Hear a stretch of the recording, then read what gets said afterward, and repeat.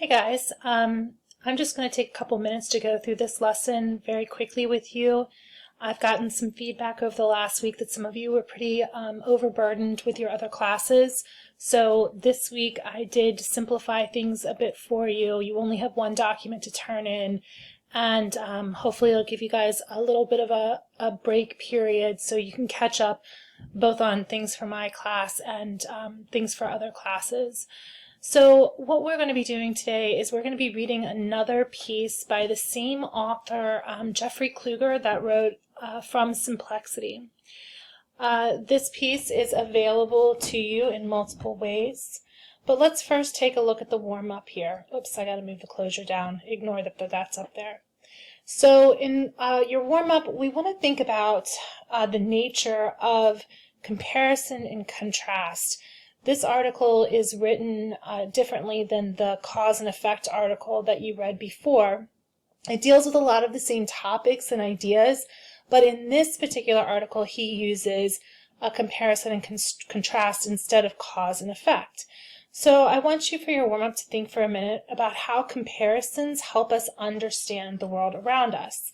So create 3 simple metaphors about the following subjects. Create a metaphor about the human brain, a metaphor about sunlight, and a metaphor about the rain, right? What do you compare? So, for example, many people could compare the human brain to a computer processor, right?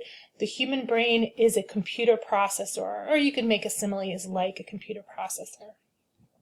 So once you got that down, you're thinking about comparisons and metaphors and how we see the world. So for your learning activity, you're going to first start by reading the article titled The Art of Simplexity. So this is related, again, to the other article, but it is different. If you click on that link, it will take you to the actual Time website where it is published here, and you can scroll through. You want to start by just doing a quick initial read of that article. Once you've read it and you have an idea of what it's about, then you're going to go back and do a bit of a closer read, a second read. So with that second read, I have included some comprehension questions that I would like you to respond to, and you can access those comprehension questions by clicking here to go to your Analyzing Structure worksheet. Remember, this is the only document that you are going to be turning in this week. So make sure you read the directions. It does state here that this is one document for part 1, day 1, and day 2. So part 1, you'll do the first day that you sit down and do your reading. It asks you 5 comprehension questions, and you can type your responses right in this box here.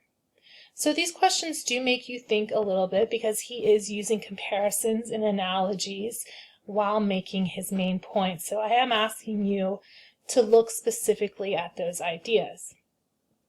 Moving on to part 2, which you should do in your day 2, we're going to be looking more closely at the structure of this writing piece.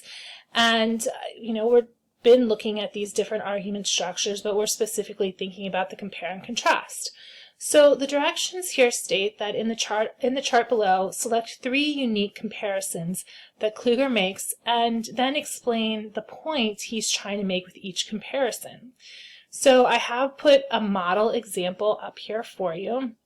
So the very first paragraph that you read, he starts talking directly about bookstore owners and how bookstore owners can size up their customers very quickly and easily through expertise and experience, and know what kind of books that their clientele would like to read.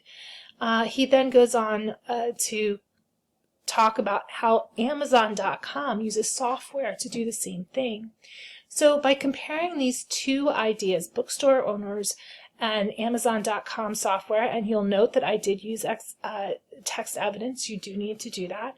The point that he's trying to make here is that the processes that both humans and machines go through to make these informed decisions are incredibly complex, but it's almost impossible for us to figure out, is the human brain in this case more complex than a computer? Oh, it looks like my typing got cut off a little bit there. I'll have to go through and check that and make sure it's okay. So I've left 3 empty spaces here. You are to go through those paragraphs and connect 3 other comparisons that he makes to help support a central argument about how simple and complex our world is. Once you are done, you will go back to the It's Learning page. I have a Turnitin link here, so you can turn in your assignment from that, and then you'll move on to the closure, which is a question it will be at the bottom of the page, but right now I haven't moved it down yet.